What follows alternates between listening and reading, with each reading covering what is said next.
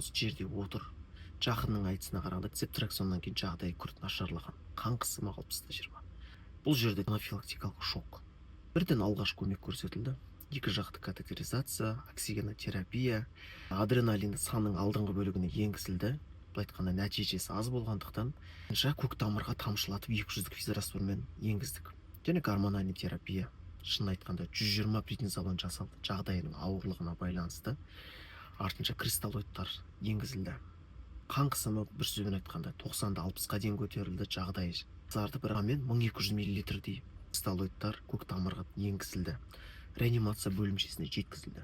Сон жақынның айтысына қарағанда біз 3 күн бойы алдық цептраксонды, назначение барлығы бар. 4-ші күні шок беріп отыр.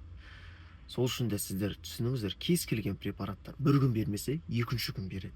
3 күн бойы нормаль нәтиже берген препарат 4-ші күні шок болып тұр, анафилактика.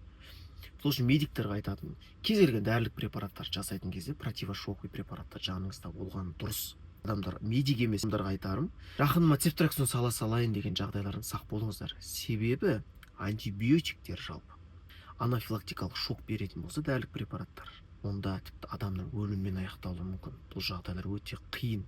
Өйткені медикаментке шок берген жағдайда ауыр қалып шығу.